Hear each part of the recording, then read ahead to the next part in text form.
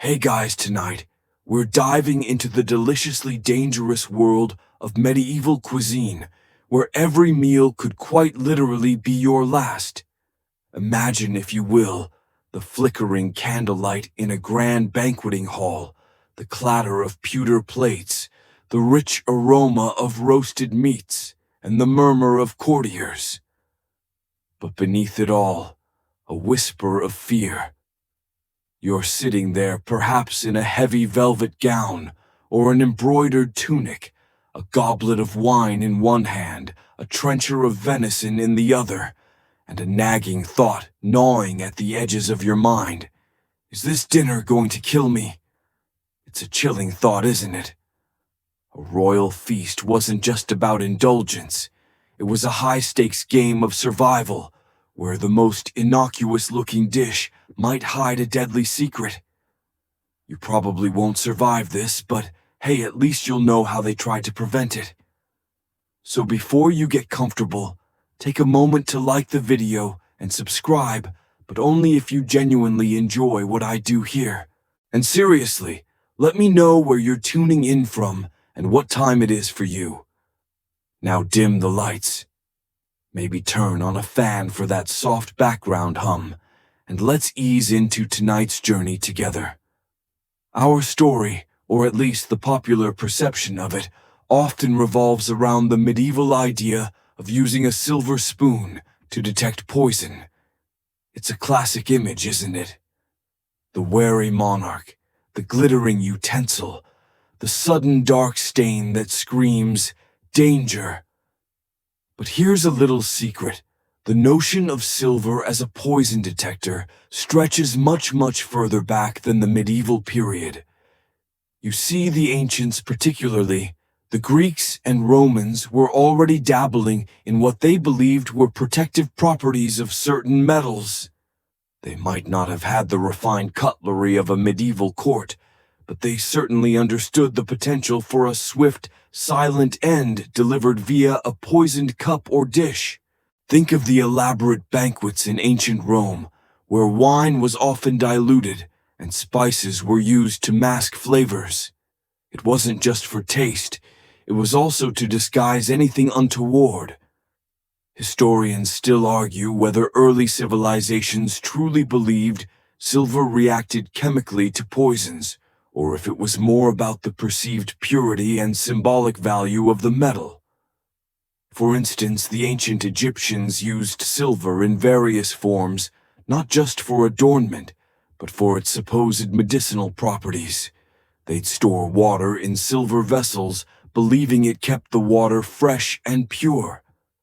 Now, we know today that silver does have some antimicrobial properties, which is why you see it used in modern medical dressings and water purifiers.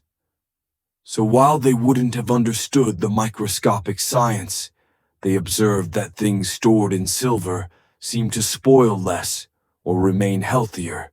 It's like when you discover that storing your leftover pizza in a fancy airtight container actually makes it last longer, even if you can't explain the thermodynamics behind it. They just saw the results and drew their conclusions, however rudimentary. This observation, however primitive, laid a foundation. If silver could keep water from going bad, surely it could react to something that made things bad, like poison. The leap in logic wasn't enormous for minds steeped in ancient philosophies and early forms of alchemy. You might find mentions of silver vessels in ancient texts, not specifically for poison detection, but for keeping food and drink safe, or for offering to deities as a pure, untainted offering. It was a metal associated with purity and health, often linked to the moon and its celestial influence. So by the time the medieval period rolled around, this concept of silver having some intrinsic cleanliness or reactive property was already deeply embedded in the collective consciousness. It wasn't a sudden invention of a paranoid king. It was an inherited belief, slowly evolving, ready to be pressed into service against the ever-present threat of a treacherous dinner. You can almost picture an old Roman senator eyeing his wine goblet suspiciously, perhaps even before a silver piece was dropped in, just out of sheer habit. It's the original trust but verify motto applied to your dinner. As we slide from the ancient world into the medieval period, the stakes, if anything, grew even higher for those at the top of the social ladder. Imagine for a moment being a medieval king or queen. You might picture opulent castles and vast lands, but also picture the constant gnawing paranoia that was a daily companion. Every courtier, every visiting dignitary, even your own family members could harbor ill intent. Unlike today, where you might worry about a bad review on Yelp, their worries were a bit more permanent. The threat of assassination by poison wasn't some far-fetched plot device from a modern thriller. It was a very real, very present danger. You see, open warfare was one thing. You could see your enemy, prepare your defenses. But poison, that was the insidious silent killer that lurked in the shadows. It could turn a loyal servant into a murderer, a trusted physician into an assassin, or a seemingly harmless meal into a death sentence. There were no forensic labs, no instantaneous toxicology reports. Once the deed was done, it was often too late.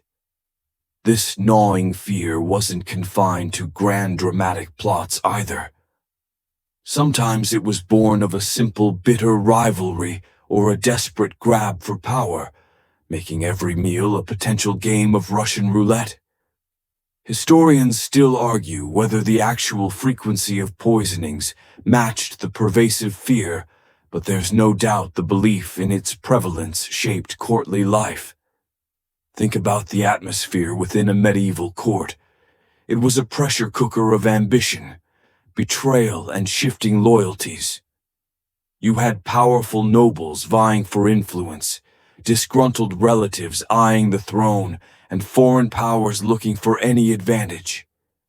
In such an environment, poison became the weapon of choice for the cowardly or the cunning. It left fewer traces than a sword fight and could be attributed to natural causes, especially given the rudimentary medical knowledge of the time. Oh, the Duke just had a sudden fever, or the Queen simply suffered a terrible colic. These were common pronouncements when in reality, a carefully administered dose of arsenic or hemlock might have been the true culprit. It's like that feeling when you're at a potluck and you eye Aunt Mildred's special casserole, wondering exactly what's in it, except instead of indigestion, you're risking a permanent nap. This intense climate of suspicion led to elaborate precautions. It wasn't just about the silver spoon. It was about every step of food preparation, from the sourcing of ingredients to the final presentation. You might imagine the royal kitchens as bustling, chaotic places, but for a king, they were fortresses of culinary security.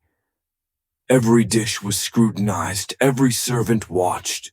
The king's food might be grown in a special garden, prepared by dedicated cooks, who were essentially locked away, and then tasted by a series of progressively more important individuals before it ever reached the royal lips. It was an early form of supply chain management, but with much higher stakes. This fear also gave rise to a whole array of bizarre and sometimes utterly useless practices. For instance, some medieval texts mention carrying bezoar stones, which were calcified masses found in the stomachs of animals, believed to be universal antidotes. You'd drop one in your drink, and if it fizzed or changed color, it was supposed to indicate poison. Spoiler alert, it mostly indicated indigestion from the stone itself. It just goes to show how desperate people were for any perceived defense against an invisible enemy. The sheer psychological burden of constantly suspecting your food, your drink, and everyone around you must have been immense. It's enough to make you just want to order takeout, if only medieval DoorDash had existed. The idea that a simple piece of silver could alleviate even a fraction of this monumental stress explains why the silver spoon myth gained such a powerful hold. It offered a tangible, albeit mostly symbolic shield against an ever-present terrifying threat. Given the pervasive paranoia we just talked about, it's no surprise that the medieval royal cook held one of the most perilous and high-stakes jobs in the entire castle. Forget being a knight facing down a dragon. This person dealt with far more insidious threats every single day. Their life hung by a thread, often thinner than the finest spun sugar, and the thread itself was held by the monarch's very delicate stomach. Imagine you as the head cook are responsible for every morsel that enters the most important mouth in the kingdom. If the king gets a tummy ache, it could be seen as your incompetence. If he dies, well, let's just say your job security isn't the only thing that's gone. You're probably going to be joining him in the afterlife, perhaps even after some unpleasant questioning. This wasn't just about culinary skill. It was about unwavering loyalty and an almost superhuman level of caution. A royal chef wasn't simply a person who could whip up a killer boar roast, pun intended. They were part alchemist, part bodyguard, part psychiatrist, and entirely expendable. Their position was incredibly prestigious, granting them access and influence that many nobles envied, but it came with a sword of Damocles dangling perpetually over their head. Historians still argue whether medieval cooks truly understood the chemistry of poisons or merely relied on superstitious remedies, but their fear was undoubtedly real. Think about the sheer number of people passing through a busy medieval kitchen. You've got scullery maids, apprentices, butchers, bakers, pantry masters, and a constant stream of suppliers bringing in everything from fresh game to exotic spices. Each one was a potential point of vulnerability. How do you ensure that no one driven by greed, political intrigue, or coercion slips something deadly into the king's stew? The cooks had to be hyper-vigilant eyes on every pot, every ingredient, and every pair of hands. It's like trying to manage a Michelin-starred restaurant during a surprise health inspection, but with actual life or death consequences if someone sneezes too close to the salmon. Beyond the constant fear of sabotage, there was also the expectation of producing consistently magnificent meals with limited resources and often primitive technology. Imagine trying to bake a perfect cake in a stone oven where temperature control is more of a suggestion than a reality. And then after all that effort, you have to worry if the finished product is going to be your masterpiece or your undoing. There are even stories of royal cooks being forced to taste their own creations, not just for seasoning, but for survival. This practice, known as assaying, was a grim part of the job. It was the ultimate quality control where the tester put their life on the line with every bite. You might remember this from various historical dramas. It's a trope for a reason.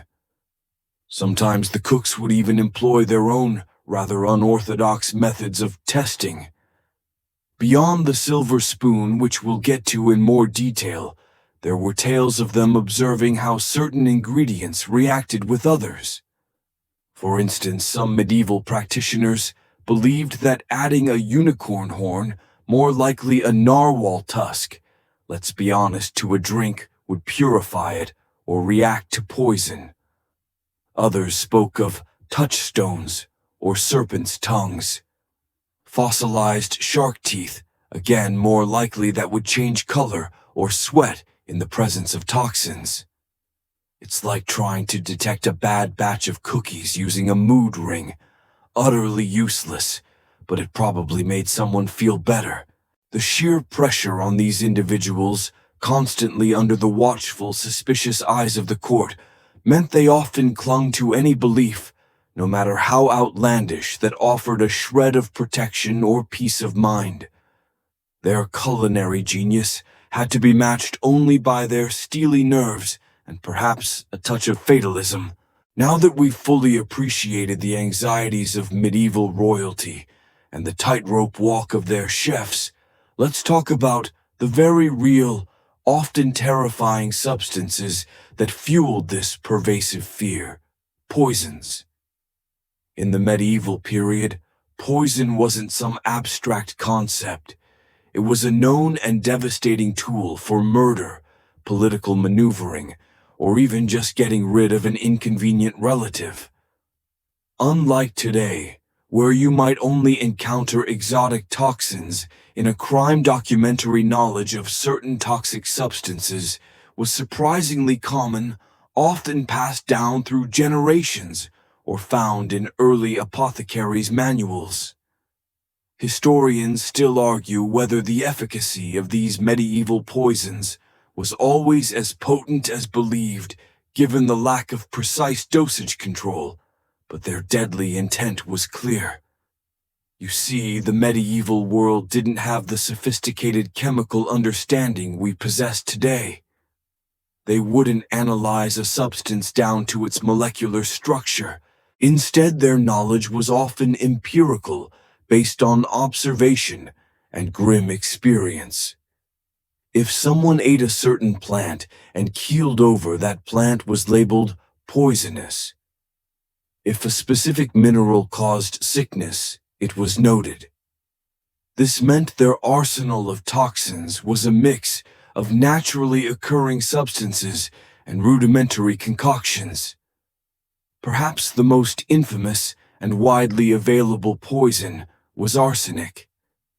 It was a favorite for several reasons. It was readily accessible, often used in pigments and metallurgy.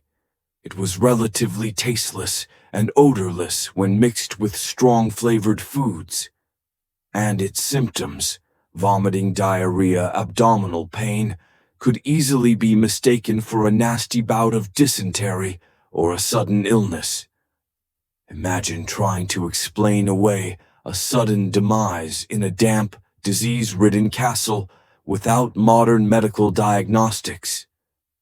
"Oh, the Lord just had a bad stomach bug," would be a common and convenient explanation, even if everyone secretly suspected foul play.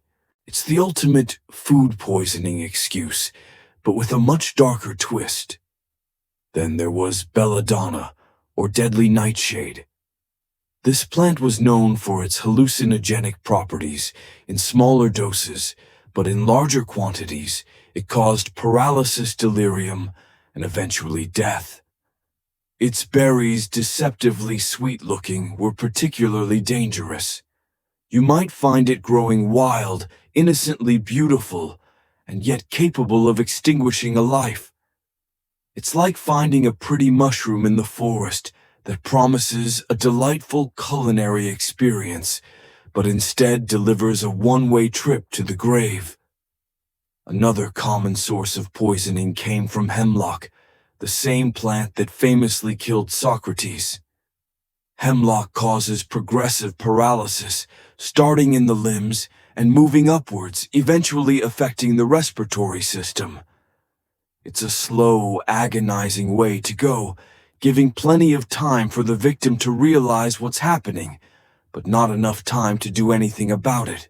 Imagine the terror of feeling your body slowly giving up on you from the inside out. Beyond these well-known examples, there were also various animal venoms, fungal toxins, like those from certain mushrooms, and even concoctions derived from common plants, like foxglove digitalis, which, while now used in heart medication, can be fatal in uncontrolled doses. Some medieval texts even mention using purgatives and emetics in lethal quantities, essentially forcing the body to shut down through extreme dehydration and electrolyte imbalance. It was a brutal form of natural death where the poison simply exacerbated existing weaknesses. It's a sobering thought that something as seemingly innocuous as a garden plant could be a deadly weapon in the wrong hands, or rather on the wrong dinner plate. This grim reality is precisely what fueled the desperate search for anything that could offer a warning. So with all these nasty substances lurking about, the desperate search for a countermeasure led many to focus on silver. The idea that a shiny silver spoon could somehow react to poison is a deeply ingrained part of our historical imagination. But let's pull back the curtain on this medieval parlor trick and look at the actual scientific, or more accurately, unscientific basis behind silver's supposed poison-detecting properties. You're about to discover that while some of their observations were on the right track, their conclusions were a little off. Historians still argue whether the belief in silver's efficacy stemmed from genuine observation, or simply the symbolic purity of the metal. You see, the medieval mind, lacking our modern understanding of chemistry, often relied on sensory changes. If something bubbled, changed color, or gave off an odor, it was a significant event. And indeed, silver does react with some substances, but not necessarily in the way they imagined for detecting common poisons. For instance, sulfur is a known reactant with silver. When silver comes into contact with sulfur compounds, it tarnishes, turning black or dark brown. This is why your silver jewelry might darken over time if exposed to certain chemicals or even just the air. If a poison happened to contain a significant amount of sulfur, like some early forms of arsenic, sulfide, orpiment, and realgar were used as pigments and could be toxic, then theoretically the silver might have reacted.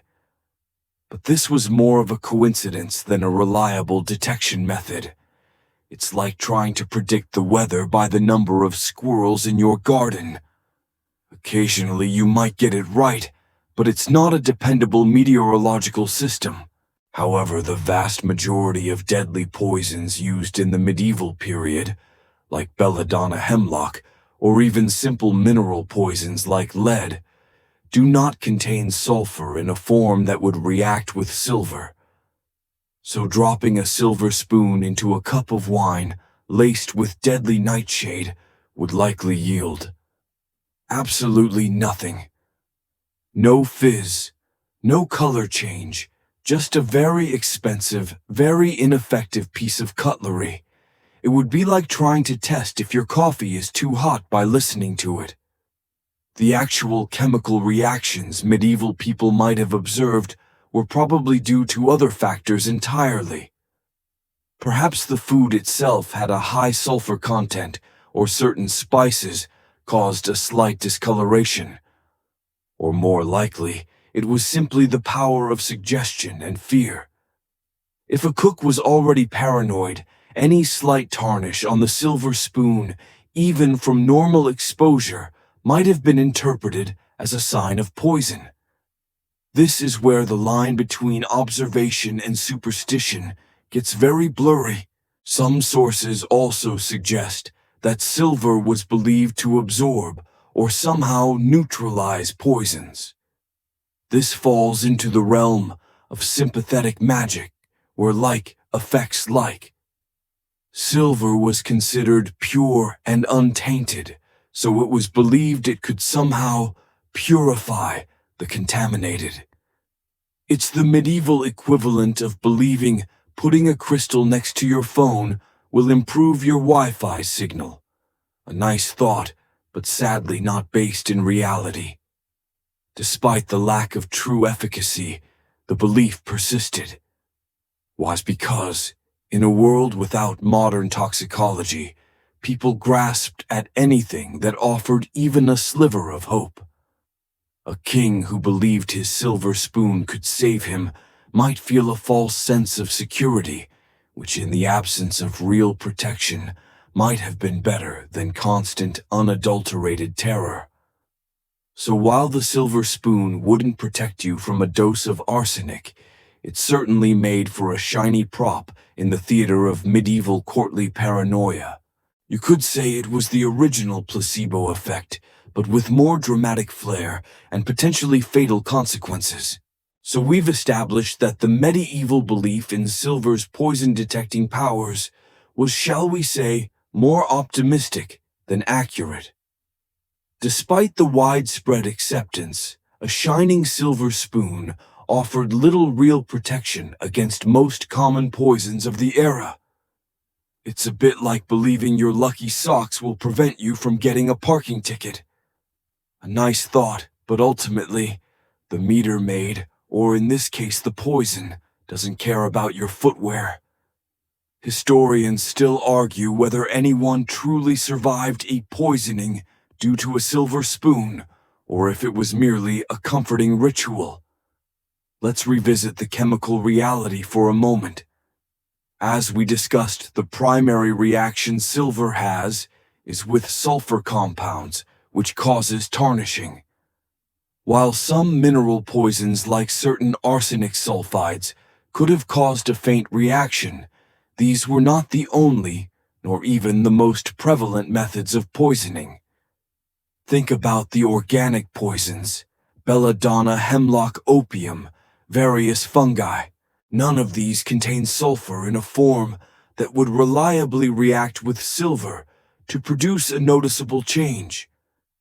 You could stir a lethal dose of hemlock into a cup of wine with a silver spoon all day long, and that spoon would likely remain as bright and innocent as when it left the silversmith's hands. The only thing you detect is the subtle aroma of expensive grapes right before your limbs start to tingle. This lack of true efficacy meant that relying on a silver spoon was a bit like bringing a butter knife to a sword fight. It might look impressive, but it's utterly useless against the actual threat. The true danger of a poison often lies in its stealth. The best poisons are tasteless, odorless, and colorless, designed to be indistinguishable from ordinary food or drink. If a poison truly had a strong sulfurous smell or caused a visible precipitate when mixed with food, it would be far too easy to detect by simple observation without needing any silver. The very nature of a successful poisoning depended on its subtlety. Consider the practicalities. Even if a silver spoon did tarnish slightly due to some trace compound, how quickly would this happen? Would it be instantaneous, giving the potential victim a chance to recoil in horror? Or would it be a slow, gradual change that wouldn't be noticed until after the fatal sip had been taken? Most likely, if any reaction occurred at all, it would be too subtle or too slow to provide a meaningful warning. It's like waiting for your toast to pop while your kitchen is slowly filling with smoke. By the time you notice, it's already too late. So if silver spoons weren't really detecting poisons, why did the myth persist with such tenacity? It goes back to the psychological comfort we touched upon earlier. In a world fraught with danger and limited scientific understanding, people desperately sought control. The ritual of using a silver spoon, even if ineffective, provided a sense of agency, a tangible action against an invisible threat. It allowed them to feel like they were doing something proactive. It's the same reason people sometimes knock on wood or cross their fingers. It's a small personal ritual to ward off bad luck, even if there's no rational connection to the outcome. Furthermore, the very expense and prestige associated with silver likely played a role. Only the wealthy and powerful could afford such elaborate cutlery. This exclusivity might have reinforced the belief in its special, almost magical properties. If it was good enough for the king, it must be effective, right? It cemented silver's status as a symbol of purity, wealth, and by extension protection. So while it wouldn't save you from a quick trip to the afterlife, it certainly added a certain sparkle to your final meal. And in an era where dying royally was almost as important as living royally, perhaps that counted for something. Given the utterly unreliable nature of the silver spoon as a poison detector, the medieval elite, particularly those in royal courts, had to invent other layers of defense against the ever-present threat of a poisoned meal. And thus, the ceremonial meal rituals evolved into elaborate, almost theatrical performances designed to deter foul play. You weren't just eating dinner. You were participating in a meticulously choreographed ballet of suspicion and reassurance. These rituals were as much about psychological warfare as they were about actual security. Historians still argue whether these ceremonies genuinely prevented poisonings or merely served as a public display of the monarch's power and caution. Imagine stepping into the royal dining hall. It wasn't just a room, it was a stage. Every gesture, every movement was steeped in protocol. The sheer formality was a deterrent in itself, making it incredibly difficult for anyone to clandestinely tamper with food. You see, a successful poisoning often requires speed and discretion, neither of which was possible when surrounded by dozens of watchful eyes and prescribed movements. It's like trying to sneak a cookie from the jar when your grandma is watching you with the intensity of a hawk and a stopwatch. One of the most prominent aspects of these rituals was the procession of food from the kitchen to the dining hall. Dishes weren't simply carried, they were escorted often under armed guard. Think of it as a culinary parade with each course presented with solemnity. The master of the household, or a high-ranking steward, would often oversee the entire process, ensuring no one touched the food unnecessarily. Sometimes the dishes would even be covered with ornate cloths or cloches, only to be unveiled with a flourish at the royal table. This wasn't just for presentation, it was to prevent airborne contaminants or last-minute tampering. Then came the carving ceremony. Before a single bite was taken, the royal carver, a highly trusted official, would meticulously slice and serve the meat. This wasn't just about providing perfectly portioned cuts, it was another opportunity for scrutiny. As the meat was carved, the official might subtly inspect it for any unusual discoloration or odd textures. It also ensured that no hidden capsules or foreign objects could be secreted within larger pieces of food. It's the ultimate cut and inspect policy, but for your dinner. Even the pouring of drinks was ritualized. The cupbearer, another position of immense trust, would handle the royal goblets. They would often taste the wine first, a practice known as pregustation, or assaying, which we'll delve into even more deeply soon. This wasn't a quick sip. It was a deliberate, often observed act designed to publicly demonstrate the safety of the beverage. Imagine the pressure on this poor soul, taking the first sip of every single drink, knowing that if something was amiss, they'd be the first to know, usually in a very unpleasant way. These rituals extended to the very serving of the food. No one but designated servants, often of noble birth themselves, were permitted to approach the king's table too closely. Even they had to perform their duties with an almost robotic precision, minimizing any opportunity for a quick furtive act. It was a constant dance of power suspicion and elaborate politeness, all designed to create an impenetrable barrier between the monarch and potential assassins. You can almost feel the tension in the room, the hushed anticipation, as the next dish arrived, each one a test of survival in a deadly game of culinary chess.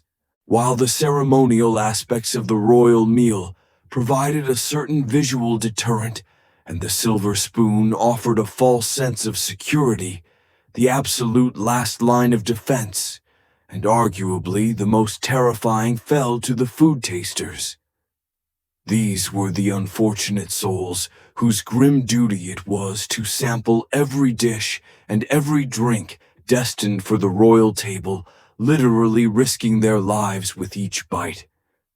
You can imagine the job interview. So your primary responsibility will be to eat things that might kill you. Any questions? It was a position of immense trust, often held by loyal servants or even lower-ranking nobles, and one that required an extraordinary degree of bravery or perhaps fatalism. Historians still argue about the true social standing of food tasters. Were they revered or merely expendable? The practice of pregustation, or assaying, was ancient, dating back to Roman times and likely even earlier. By the medieval period, it was a well-established and terrifyingly necessary protocol in most powerful courts. The food taster wasn't just a casual sampler. Their role was a highly formalized part of the mealtime ritual. Before the king or queen touched a single morsel, the taster would be presented with a small portion of each dish. They would then consume it, often under the watchful eye of the royal family or a trusted steward. The expectation was that if the food was poisoned, the taster would show immediate symptoms, thereby saving the monarch's life. Think about the psychological toll this must have taken. Every single day, multiple times a day, you are literally putting your life on the line. Every spoonful, every sip could be your last. You'd have to develop an iron constitution, not just physically but mentally. Imagine the anxiety as you wait for symptoms to appear. The cold sweat, the racing heart, the heightened awareness of every little twitch or gurgle in your stomach.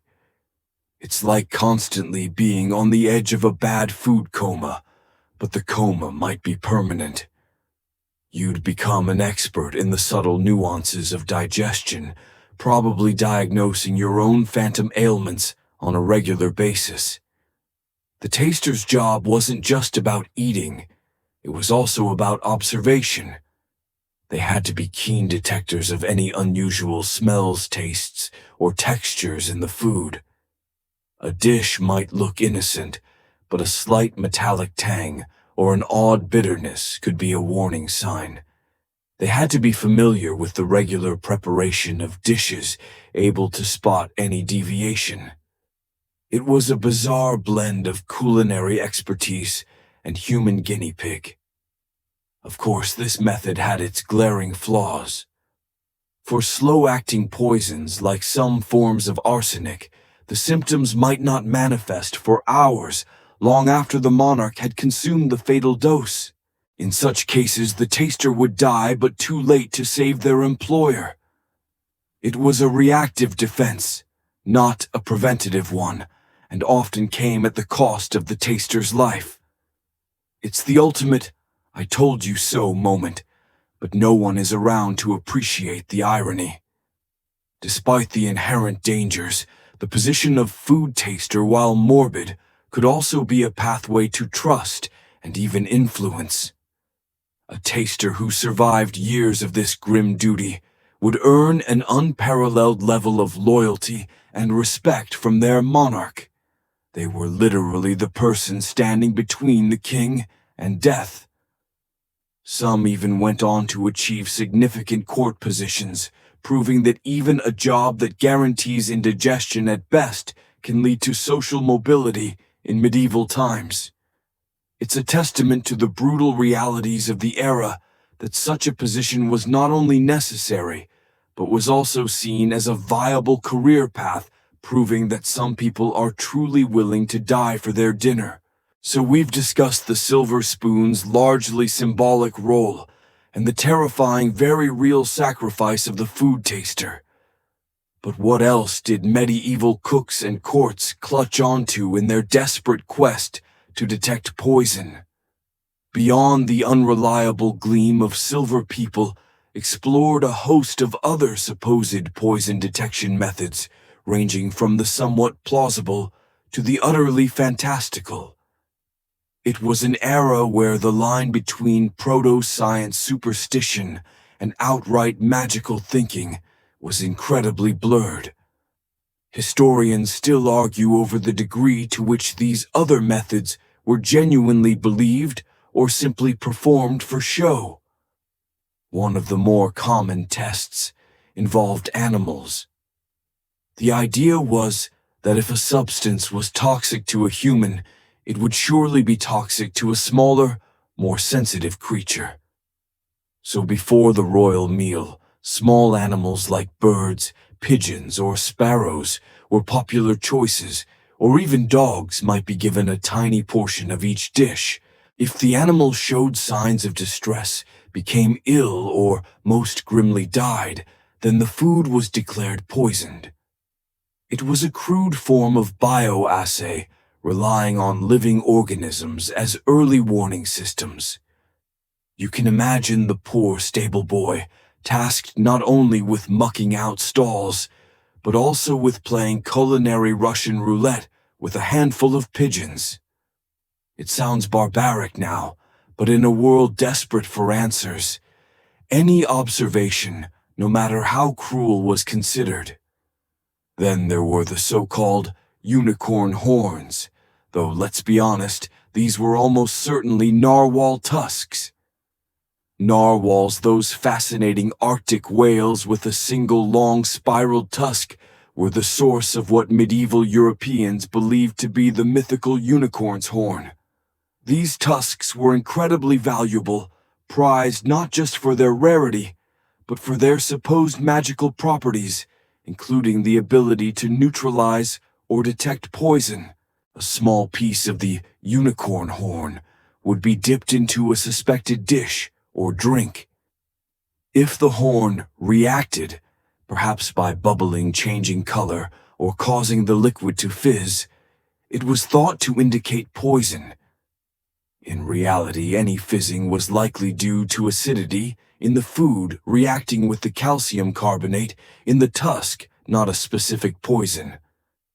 It's like stirring your soda with a piece of chalk and expecting it to tell you if there's lead in it. Other, even more esoteric methods involved various touchstones or serpent stones. These were often oddly shaped stones or fossilized objects, sometimes believed to be petrified serpents' tongues, which were in fact fossilized shark teeth. Like the unicorn horn, these were thought to possess inherent powers to detect toxins.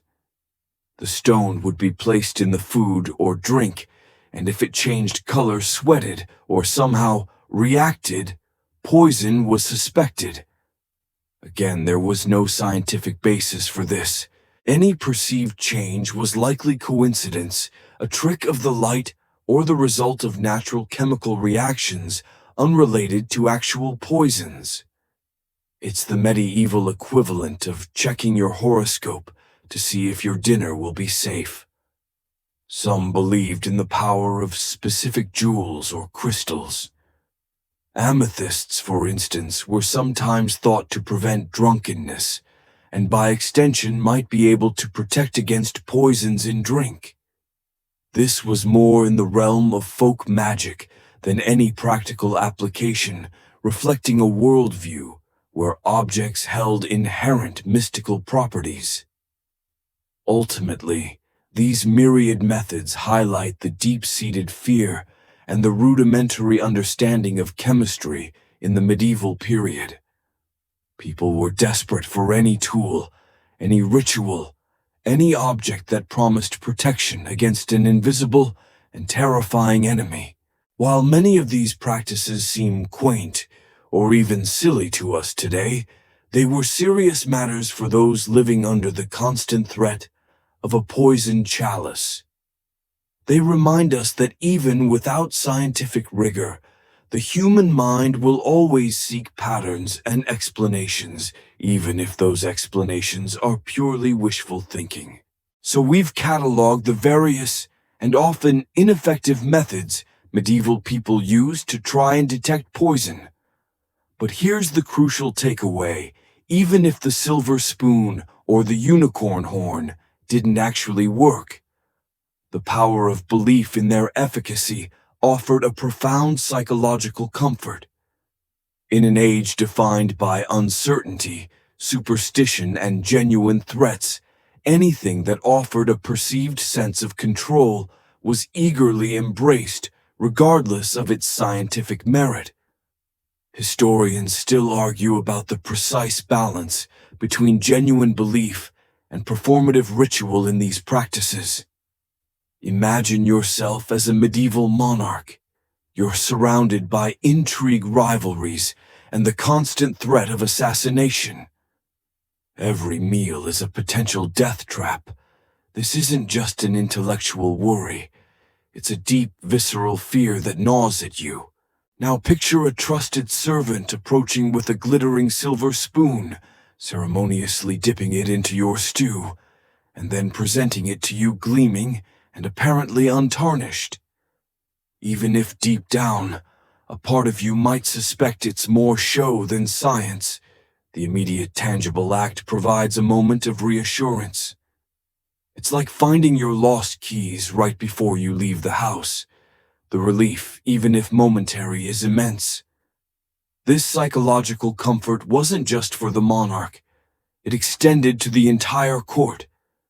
If the king felt safer, the court felt more stable. These rituals, including the use of silver, conveyed a message: we are taking precautions, we are protected. It projected an image of control and vigilance, which could in itself deter potential poisoners who might think twice if they believed their methods would be detected. It's the equivalent of having visible security cameras, even if some of them are just dummy cameras. The deterrent effect is still there. The belief in silver's properties also tied into broader medieval views of purity and symbolism. Silver was a precious metal associated with moonlight purity and spiritual cleansing. It was untainted by the earth in the way base metals were. This inherent symbolism lent itself readily to the idea that such a pure substance could react to, and perhaps even neutralize, something as impure and sinister as poison. It wasn't just about chemistry. It was about cosmic order and moral rectitude. If a poison was truly evil, then a pure metal would surely recoil from it. It's a bit like believing vampires hate garlic because it's pungent. It makes sense in a symbolic rather than scientific way. Furthermore, in an era where effective medical antidotes were practically non-existent and medical knowledge was primitive, people clung to whatever remedies or preventative measures they could. If a person was poisoned, the outcome was almost certainly fatal. Therefore, prevention was paramount. The silver spoon, the unicorn horn, the food taster. These were all attempts, however crude, to prevent the unthinkable. They represented hope in a hopeless situation, a desperate gamble against overwhelming odds. So while we, with our modern scientific understanding, can easily dismiss these methods as ineffective, it's crucial to understand their context. For the medieval person, these were not just silly superstitions. They were tangible expressions of a deep human need for safety and control in a dangerous world. The silver spoon, in particular, transcended its material form, to become a powerful symbol of vigilance, purity, and the ever-present, terrifying dance between life and death at the royal table. It was, in essence, a shining beacon of hope, even if that hope was based on little more than wishful thinking and the subtle tarnish of fear. Stepping further into the medieval mindset, we encounter a fascinating blend of practical observation, folk remedies, and outright speculation that formed the basis of medieval medical lore. This was a world without germ theory, without proper anatomical understanding, and certainly without modern toxicology.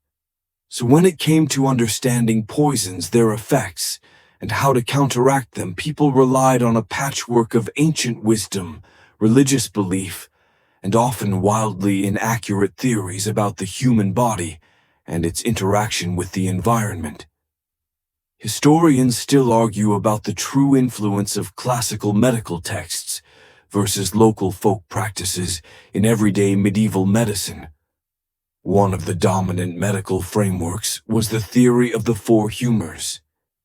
You might remember this from other history deep dives, the idea that the human body was composed of four primary fluids: blood phlegm, yellow bile, and black bile. Each humor was associated with certain qualities: hot, cold, wet, dry, and specific temperaments. Illness, including poisoning, was often interpreted as an imbalance of these humors. So if someone was poisoned, a medieval physician might attempt to rebalance their humors through practices like bloodletting, purging, inducing vomiting or diarrhea, or prescribing foods believed to have opposing humoral qualities. It's like trying to fix a complex computer virus by simply rebooting your toaster. Given this humoral theory, the perceived action of poisons was often explained in similar terms. A poison might be described as excessively hot, or cold, wet, or dry, and the proposed remedies would attempt to counteract these qualities. For example, a hot poison might be treated with cold herbs or applications. This rather simplistic approach meant that actual chemical interactions were completely misunderstood. They weren't thinking about molecular bonds or cellular damage. They were thinking about internal imbalances of mythical bodily fluids. This lack of precise understanding meant that the distinction between a medicinal herb and a deadly poison was often a matter of dosage and context rather than inherent properties. Many plants that are lethal in large quantities were also used in smaller doses as remedies.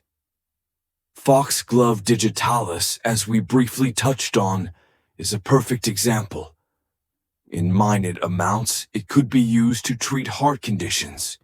In slightly larger amounts, it would cause fatal cardiac arrest. It was a terrifying culinary tightrope walk for anyone preparing such substances. It's like trying to measure out a pinch of salt when you're blindfolded and using a shovel. Beyond the humors, there was a strong belief in the concept of sympathy and antipathy in nature. This idea suggested that certain substances or objects naturally attracted or repelled others. Silver, being seen as pure, might be believed to have an antipathy towards impure or harmful substances like poison. This is where the symbolic reasoning for silver's use really shines, pun intended. It wasn't about a chemical reaction. It was about a mystical repulsion.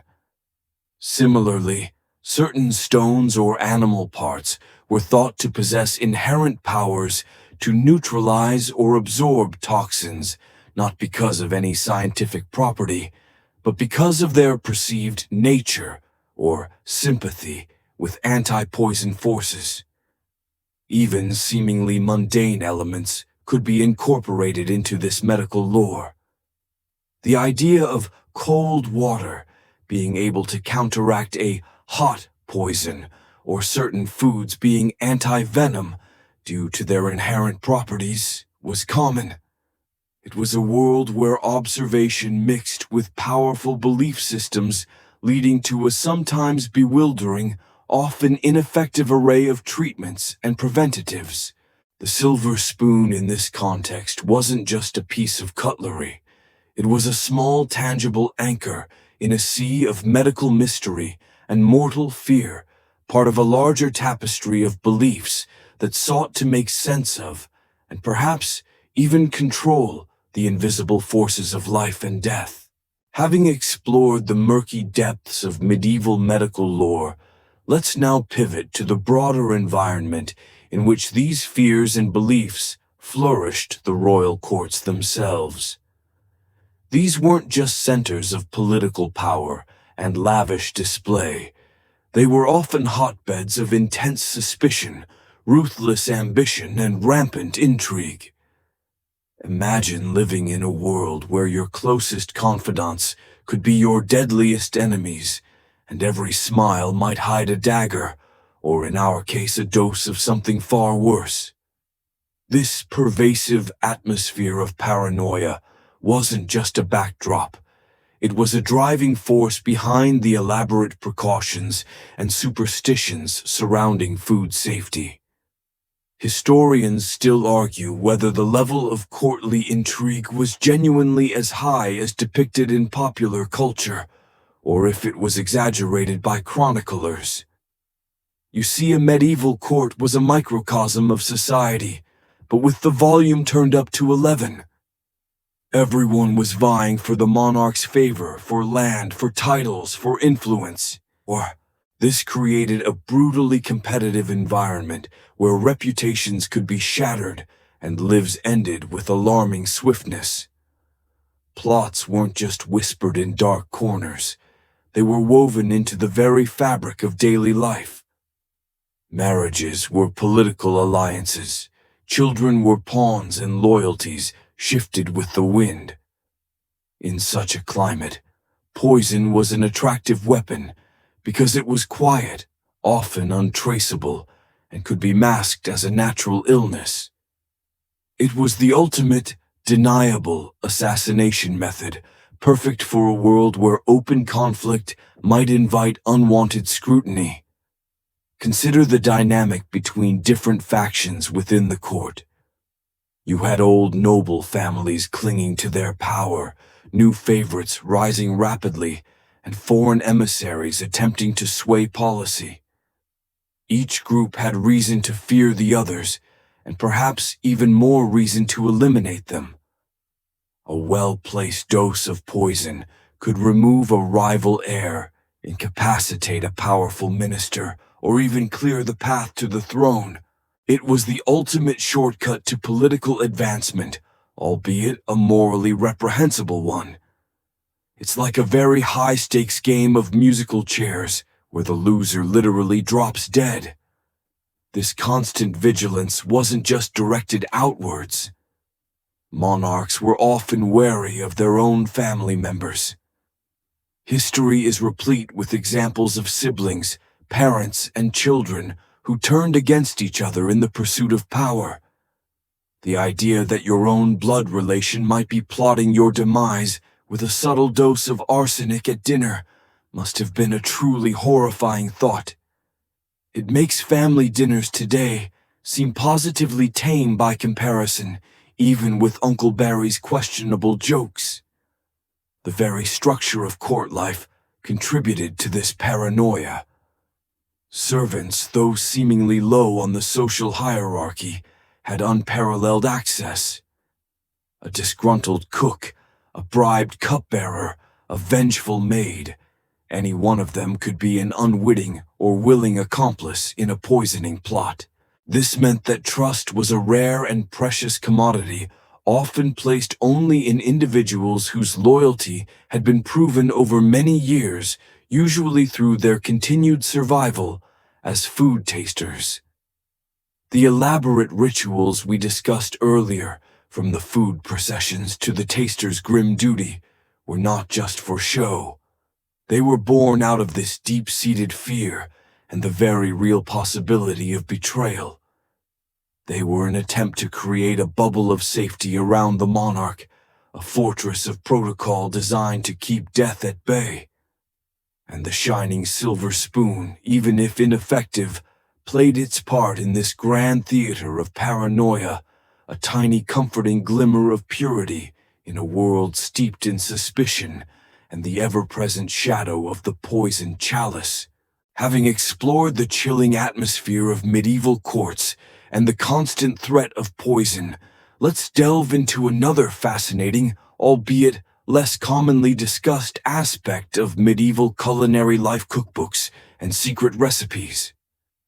You might imagine medieval kitchens as purely functional spaces driven by necessity rather than innovation, but you'd be mistaken.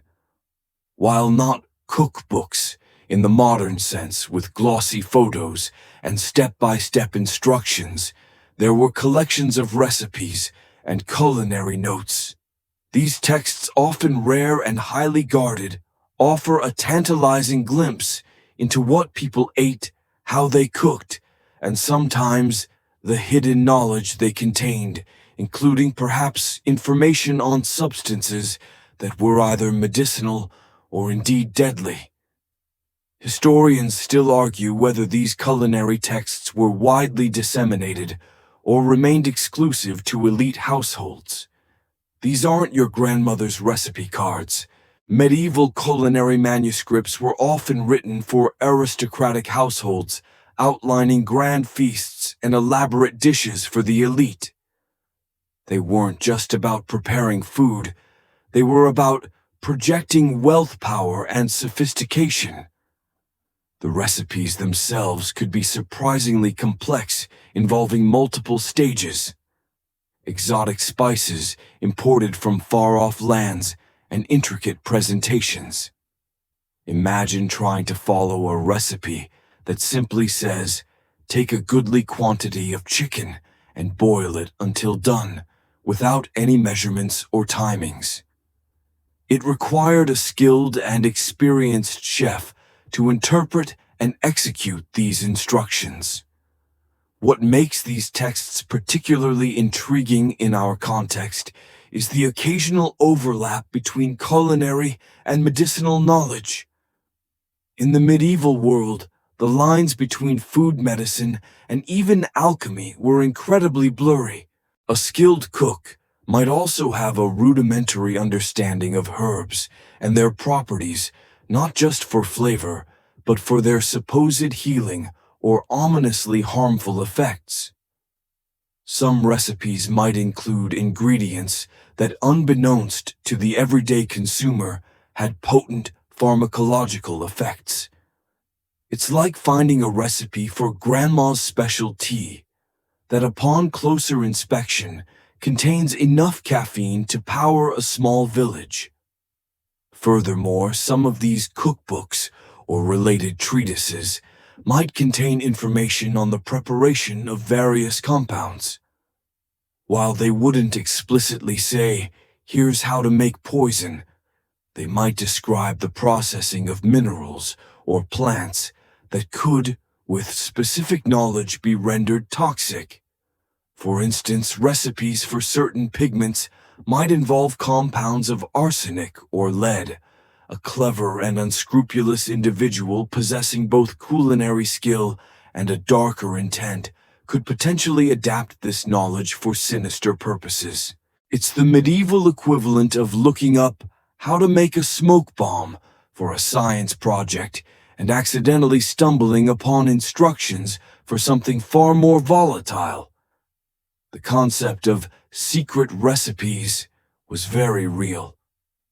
Culinary knowledge, especially for elaborate dishes or rare preparations, was a valuable asset often passed down within families of chefs or carefully guarded by royal cooks. This secrecy wasn't just about maintaining culinary superiority. It could also be about controlling potentially dangerous knowledge. Imagine a powerful family having a signature dish that only their cooks knew how to prepare, subtly infused with something that gave their rivals upset stomachs or worse. While probably rare, the potential for such clandestine culinary warfare certainly existed.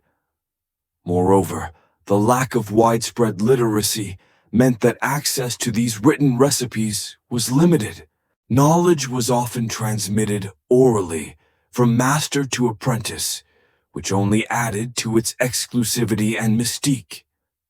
So while you won't find a chapter titled How to Poison Your Enemies with Style in the form of Curie, one of the earliest English cookbooks, the underlying knowledge and the culture of culinary secrecy certainly laid the groundwork for such grim possibilities.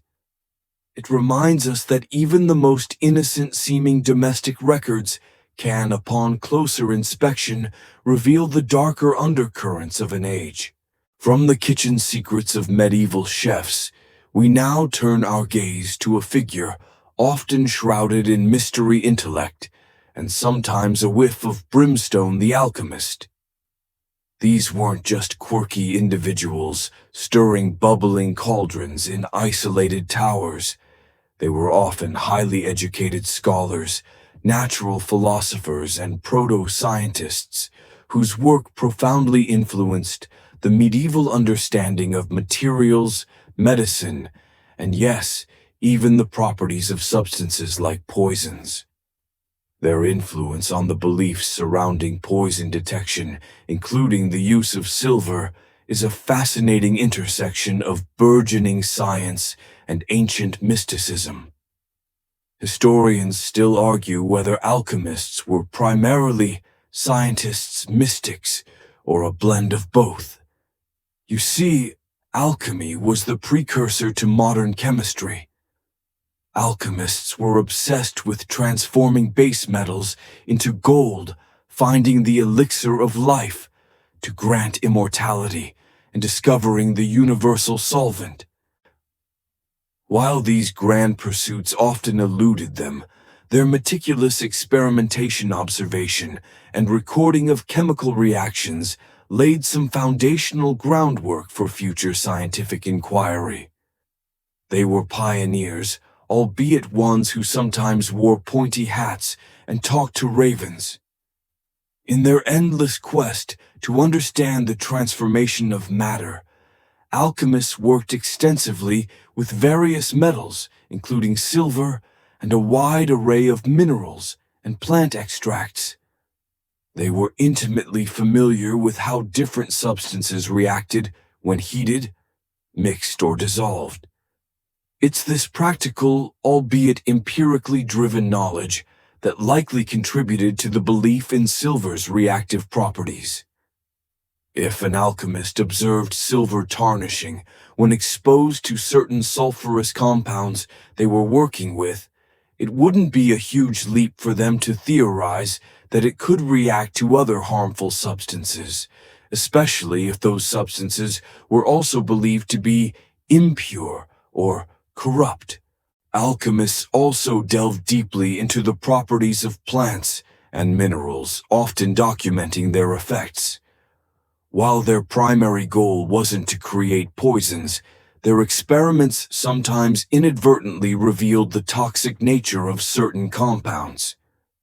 They might be trying to extract a pigment or a medicinal essence and discover to their horror that a slight alteration in preparation or dosage could turn it deadly.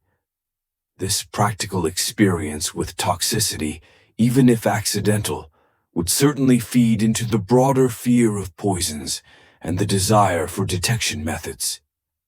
It's like trying to bake a cake and accidentally creating a miniature but potent chemical weapon. Furthermore, alchemists were often consulted by powerful patrons, including monarchs and wealthy nobles, precisely because of their perceived special knowledge. If a king was paranoid about poison, who better to consult than someone who spent their life understanding the hidden properties of matter? An alchemist might advise on the use of unicorn horn or specific stones, not necessarily out of scientific conviction, but perhaps to offer a comforting, if ultimately useless, solution to a powerful and demanding patron. They were, in a way, the original consulting detectives of chemical mysteries, even if their methods were often more mystical than logical. The inherent secrecy surrounding alchemical practices also played a role. Alchemists often wrote in coded language, kept their discoveries to themselves, and operated in secluded laboratories. This secrecy, combined with the often dangerous nature of the materials they handled, fostered an aura of mystery and power around them. It made their pronouncements about detection methods, even those based on superstition, seem more legitimate and potent to the uninitiated. So while the alchemist may not have scientifically proven the silver spoon's efficacy, their very presence and their deep, albeit arcane understanding of substances certainly cemented such beliefs in the medieval mind. They were the original mad scientists, but with better robes and a stronger belief in magic. With all the fear, the flawed science, and the mystical beliefs swirling around medieval courts, it's no surprise that history is punctuated by a number of notable poisonings and scandals that only serve to fuel the paranoia. These aren't just isolated incidents. They were often high-profile affairs that sent ripples of fear and suspicion through the nobility, cementing the idea that poison was a constant and credible threat. You can imagine the gossipy whispers that would sweep through a castle after a sudden, unexplained death. Historians still argue over the veracity of many alleged poisonings, as definitive proof was often elusive. One of the most famous, albeit likely apocryphal tales, is that of the death of Pope Clement VII in 1534, supposedly from eating a dish of poisoned figs. While modern historians largely attribute his death to natural causes, the persistent story highlights the popular fear. Figs, seemingly innocuous, could become deadly instruments of power. It's like being wary of fruit salad at a party, but with much higher stakes. More concretely, the Borgia family in Renaissance Italy gained a notorious reputation for their alleged use of poison. While many of the accusations against figures like Rodrigo Borgia, Pope Alexander VI, and his children Cesare and Lucrezia are sensationalized and likely exaggerated by their enemies, the persistent rumors underscore the era's anxieties. They were often accused of using a substance known as cantarella, a form of arsenic, to eliminate rivals and seize property. The Borgias became almost synonymous with the poisoned chalice, a chilling symbol of ruthless ambition and cunning. You can just imagine the dinner invitations from the Borgias being met with a sudden, inexplicable scheduling conflict. Even within royal families, such fears were potent. Take the case of Edward II of England. While his official cause of death in 1327 is often attributed to a red-hot poker, a truly horrific end, some alternative theories have long persisted, including poisoning. The very possibility of such a clandestine method of regicide illustrates how deeply ingrained the fear of poison was, even when other, more brutal methods were employed. It's a bit like when a celebrity mysteriously disappears, and everyone immediately jumps to the most dramatic conclusion. The famous Affair of the Poisons in 17th century France, though slightly later than our core medieval period, illustrates the culmination of these fears in a more modern setting.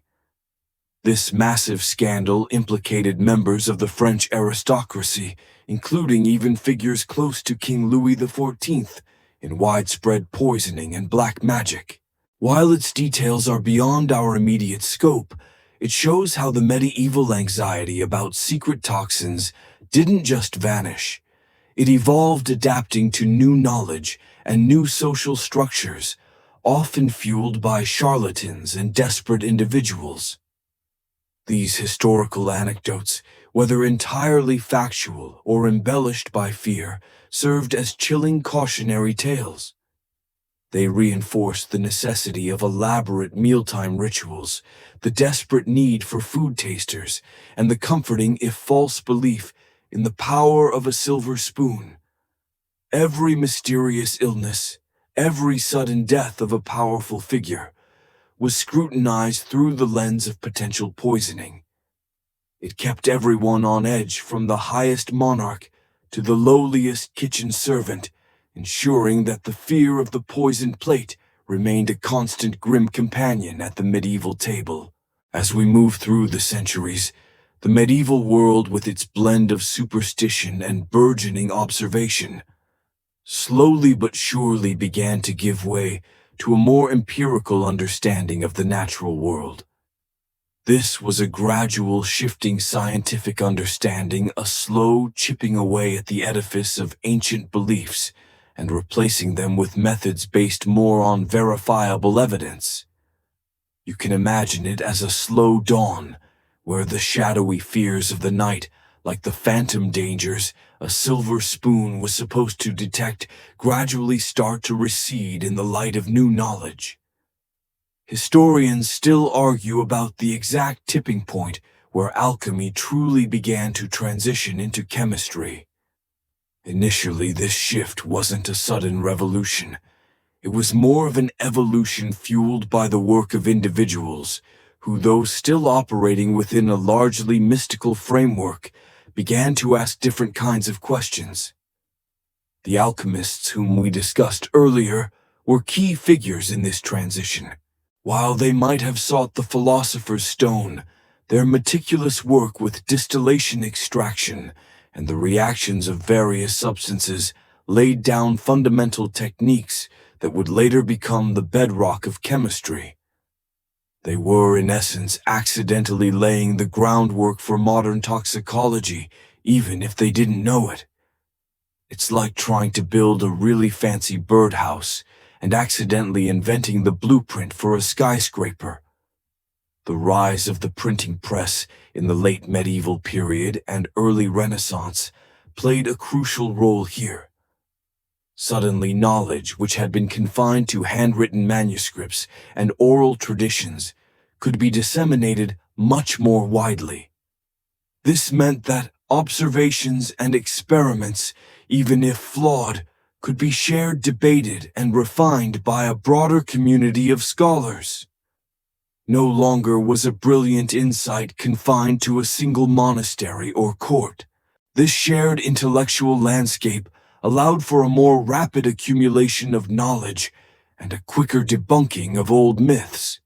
As the understanding of the human body slowly advanced, driven by early anatomists and physicians, so too did the understanding of how certain substances affected it. While germ theory was centuries away, there was a growing recognition that certain ailments weren't just about humoral imbalances, but were caused by external factors. This opened the door for more focused inquiry into the effects of specific poisons. For instance, detailed observations of poisoning victims, even without chemical analysis, could lead to a better understanding of symptoms and their causes. The direct experimentation with substances, sometimes with fatal consequences for the experimenters or their unfortunate test subjects, also contributed to this growing body of knowledge. People began to realize that a substance's effect wasn't about its purity in a moral sense, but about its inherent chemical properties. The idea that a metal like silver would react to all poisons simply because it was pure began to lose ground as more specific observations were made. They started to see that a truly deadly poison might leave no trace at all on silver, while an innocent sulfurous compound might tarnish it. It's the moment when you realize that your lucky charm isn't actually helping you win the lottery, and you have to start buying tickets based on actual numbers. This gradual shift from superstition to observation, from alchemical mysticism to proto-scientific inquiry, marked the beginning of the end for many medieval beliefs, including the widespread reliance on the silver spoon for poison detection. It paved the way for a more analytical approach to toxicology, one that would eventually move beyond folk remedies and into the realm of chemical analysis. It was a slow, sometimes painful, but ultimately necessary journey towards a clearer understanding of the hidden dangers lurking in the world. With the slow but steady march of scientific understanding, the era of relying on mythical unicorn horns and even the beloved albeit ineffective silver spoon for poison detection began its gradual decline of spoon tests. It wasn't a sudden dramatic abandonment, but rather a fading relevance. As more accurate, though still rudimentary methods started to emerge. You can imagine it as the old guard slowly being ushered out as new, more competent techniques step onto the stage, even if those new techniques still stumble a bit. Historians still argue about the exact period when belief in silver's efficacy began to wane significantly among the intellectual elite versus the general populace.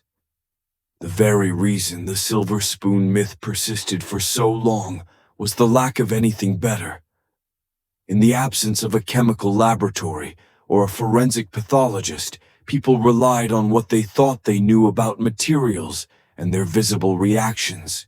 But as the foundations of true chemistry began to solidify, albeit slowly, the limitations of the silver spoon became increasingly apparent to those with a more empirical mindset.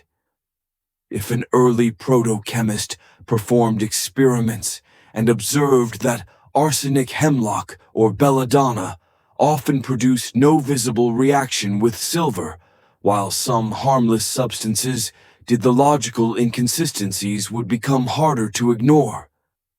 It's like trying to use a divining rod to find water when you can clearly see a well right next to you. The more significant factor in the decline was the growing, albeit slow development of more direct means of dealing with suspected poisonings. While comprehensive antidotes were still largely theoretical, there was a greater emphasis on observation of symptoms, and in some cases the use of powerful emetics to try and induce vomiting if poisoning was suspected immediately after ingestion. This wasn't about prevention, but about desperate attempts at mitigation. This shift in focus from magical detection to crude intervention meant less reliance on symbolic rituals. Furthermore, as the world grew more interconnected, information including medical and scientific texts traveled more readily. While medieval scholarship was often regional, the Renaissance saw a greater exchange of ideas across Europe. This meant that the collective body of knowledge about substances and their effects began to expand beyond isolated pockets of learning. If one physician or alchemist in Italy made an observation about a poison that contradicted the silver spoon theory, that information had a better chance of reaching a scholar in England or France. It was a gradual erosion of a long-held belief rather than a single shattering revelation. The shift was also influenced by the sheer impracticality and high cost of relying on precious metals for every single meal. While a monarch could afford silver cutlery, the vast majority of the population certainly could not. As medical knowledge became slightly more democratized, even if still largely the purview of the educated, the need for more universally applicable methods became apparent. The silver spoon remained a symbol of luxury and status, but its role as a credible poison detector began to diminish. So while you might still find mentions of silver spoon tests in later folklore or popular beliefs, their prominence in serious, courtly precaution faded over time. They were replaced not by a perfect solution, but by a slowly evolving understanding that true detection required more than just a shiny surface.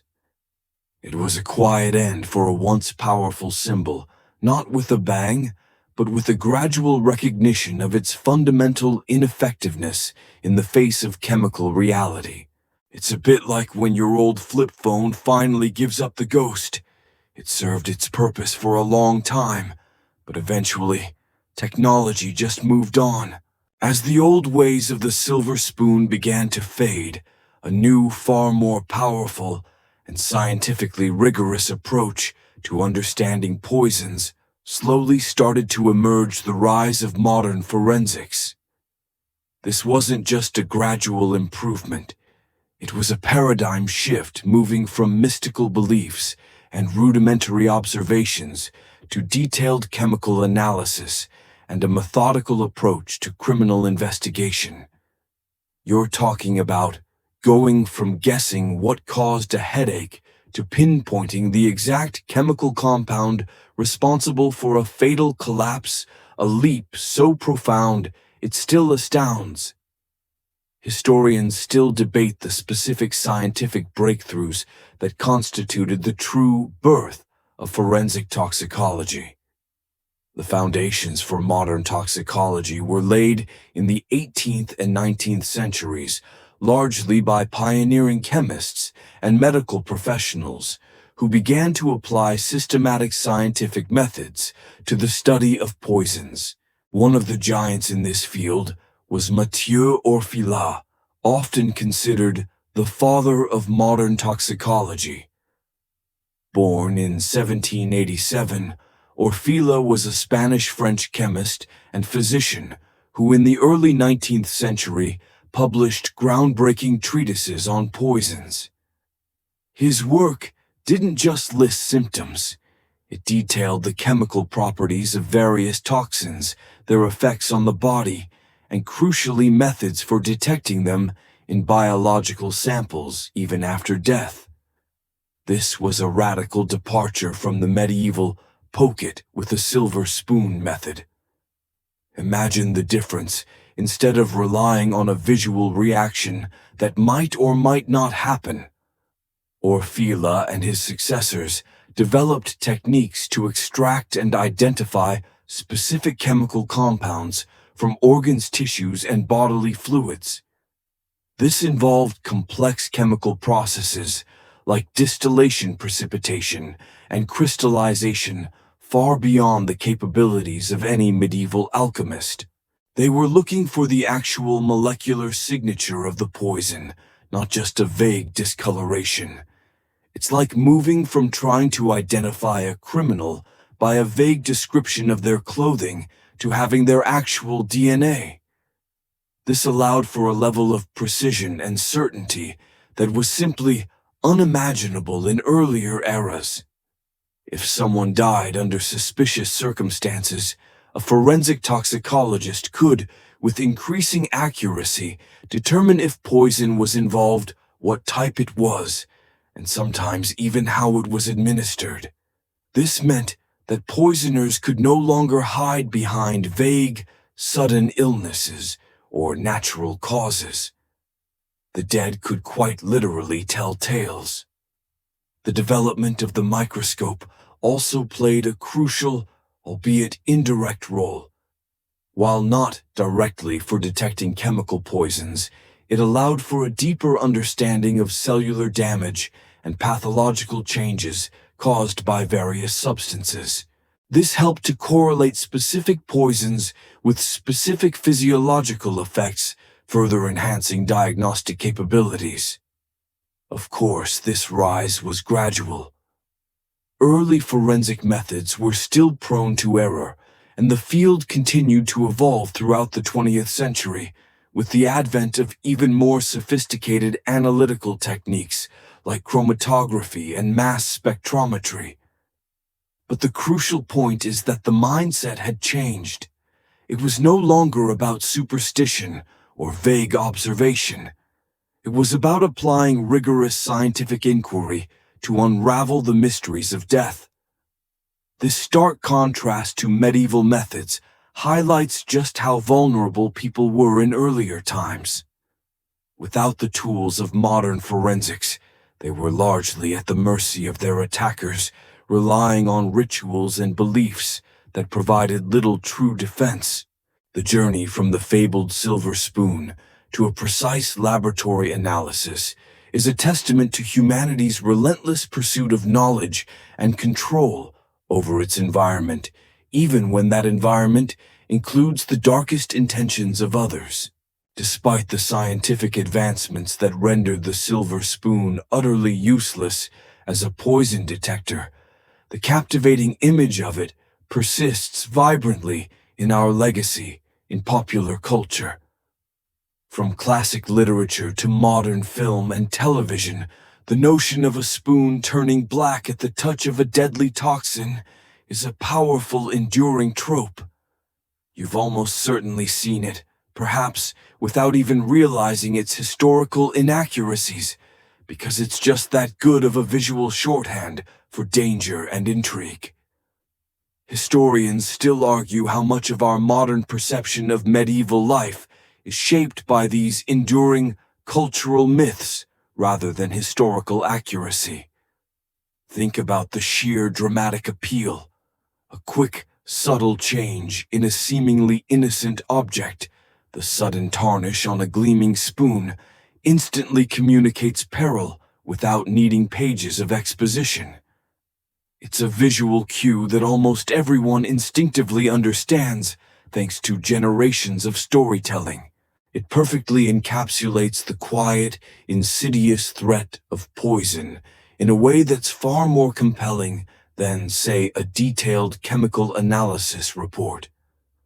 Who wants to watch a protagonist patiently waiting for a mass spectrometer to finish its job when they can see the immediate, terrifying reaction of silver? You'll find variations of this motif in countless works. In historical dramas, whenever there's a lavish banquet and a suspicious noble, you can bet someone is eyeing their cutlery, or perhaps even dropping a piece of silver into their wine. It's used to build tension, to establish the pervasive threat within a treacherous court, and to highlight the cunning of a villain or the paranoia of a ruler. It's the ultimate Chekhov's spoon. If a silver spoon is shown in the first act, it's probably going to turn black by the third. Beyond historical fiction, the idea has seeped into fantasy and even children's stories, albeit in a more whimsical way. The poison-detecting object has become a shorthand for magical protection or an intuitive warning system. Sometimes it's not even a spoon. It could be a ring, a necklace, or even a piece of enchanted crystal that glows or changes color when danger is near. The core concept remains the same, a benevolent object reacting to malevolent forces. It's like when your favorite cartoon character suddenly develops a superpower that conveniently solves the plot problem. The enduring nature of this myth also speaks to our fascination with the past, even if that past is heavily romanticized. We love the idea of a simpler, more dramatic way of life, where problems were solved with intuition and simple tools rather than complex scientific equipment. The silver spoon myth fits perfectly into this narrative, providing a tangible, almost magical solution to a terrifying medieval problem. It simplifies a complex historical anxiety into a neat, easily digestible image. So while modern science has moved light years beyond the medieval understanding of poisons, the image of the poison-detecting silver spoon remains firmly etched in our collective consciousness. It's a testament to the power of a good story, a compelling visual, and perhaps a lingering desire for simple, immediate answers to complex threats. It just goes to show that some myths are so appealing, they refuse to die even when confronted with cold, hard scientific facts. And so our journey through the medieval culinary landscape, fraught with paranoia and poisoned chalices, brings us to the present day. It's fascinating, isn't it? How ancient fears and flawed beliefs don't just vanish into thin air, but often find their echoes in modern superstitions and even contemporary wellness trends. You might think we've left behind the need for magic spoons and unicorn horns, but look closely, and you'll see threads of that same human desire for control and reassurance woven into our own lives. Historians still argue about the extent to which historical beliefs directly influence modern practices versus arising from similar underlying human anxieties. Consider for a moment the modern obsession with detox diets or clean eating. While rooted in a desire for health, there's a subtle echo of the medieval fear of unseen toxins in our food. We don't worry about hemlock in our soup, but we might worry about pesticides, preservatives, or artificial ingredients. We seek out organic or natural foods, believing them to be purer, healthier, and perhaps subconsciously safer from unseen contaminants. It's like a very modern, very expensive version of the medieval quest for untainted ingredients minus the risk of an actual assassin chef.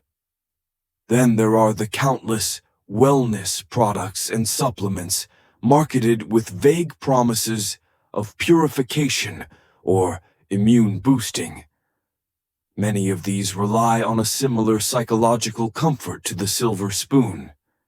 They might not claim to detect poison, but they promise to ward off generalized badness or enhance your body's natural defenses against unseen threats. Colloidal silver, for instance, still pops up in some alternative health circles, often touted for its antimicrobial properties, hearkening back to those ancient beliefs about silver's purity, despite limited scientific evidence for its efficacy as a general supplement and potential risks. It's almost as if the medieval alchemists have simply rebranded for the 21st century. Even our own personal rituals before consuming food can have a faint echo of medieval caution. How many times have you checked the expiration date on a carton of milk, or given a suspicious sniff to leftovers in the fridge? It's our modern rationalized version of the food taster's vigilance, just without the immediate threat of death. We trust our senses, and increasingly the scientific information provided on labels, but the underlying anxiety about tainted food remains. And what about lucky charms or pre-game rituals? Whether it's a specific pair of socks for a job interview or a particular routine before a big presentation, these are our personal attempts to exert control over unpredictable outcomes, much like a medieval courtier might have carried a bezoar stone. We know rationally that they don't influence the outcome, but the psychological comfort they provide is real. It's a continuation of that deep-seated human need for reassurance in the face of uncertainty. So while the glittering silver spoon may have lost its practical utility in detecting poison, its symbolic power endures. It stands as a testament to humanity's ancient, ongoing struggle against unseen threats, its desire for purity, and its constant search for reassurance in a world that can sometimes feel overwhelmingly uncertain. It reminds us that even as science progresses, the fundamental human need for belief, comfort, and a little bit of magic never truly fades. Now, as the stories of medieval banquets and perilous meals fade into the quiet of your room, let the echoes of ancient fears and comforting rituals gently recede. No need to worry about a suspicious stir of your own midnight snack. The anxieties of medieval courts are long past replaced by the mundane comforts of your present. Feel the quiet settle around you, the subtle hum of the world beyond your walls, as your thoughts drift lighter, now calmer. Just relax. Let your mind loosen its grip on the day's concerns, and know that for tonight, at least your only task is to simply be. Drift away with that sense of peaceful quiet, knowing that some histories are best appreciated from the safe distance of a good night's rest.